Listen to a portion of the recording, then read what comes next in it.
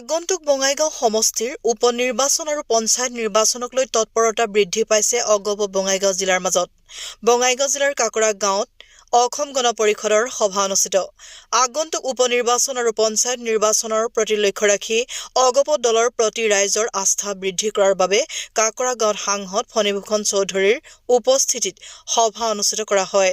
আজিৰ এই সভাত সাংসদগৰাকীৰ লগত বঙাইগাঁও জিলা অগপ দলৰ অন্যান্য বিষয়ববীয়াসকল উপস্থিত থাকে।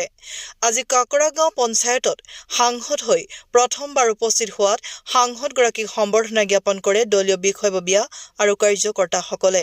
উপনিৰ্বাচনৰ প্ৰাৰ্থীৰ সন্দৰ্ভত সাংসদগৰাকীয়ে মন্তব্য প্ৰকাশ কৰি কয় যে দলে কমিটি গঠন কৰি দিছে, এই হিচাপে প্ৰাৰ্থী নিৰ্বাচন কৰা হ'ব। অগপ দল ৰাইজৰ বাবে সদায় আছে বুলি মন্তব্য সাংসদগৰাকীৰ।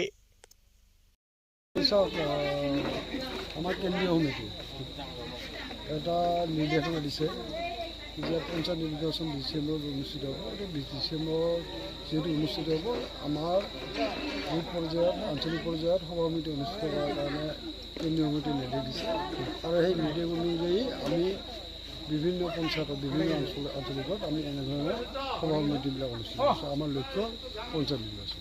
প্ৰাৰ্থিত্বক লৈ ক'বই ইতিমধ্যে, কিন্তু পূজাৰ পিছতে কিন্তু নিৰ্বাচন কিন্তু প্ৰাৰ্থিত্ব লৈ ইতিমধ্যে আমি এখন 13জনীয়া কমিটি এখন গঠন কৰি দিছে আমাৰ ৰাইজে। তাৰপিছত কেন্দ্ৰীয় সমিতিয়ে বীৰেন বৈশ্যকে আদি কৰি কেইবাজনকো নেতৃত্ব দায়িত্ব দিছে। তেওঁলোকে কথা পাতি মই ভাবোঁ ইলেকশ্যন নিৰ্বাচন ঘোষণা কৰাৰ পিছত তেওঁলোকে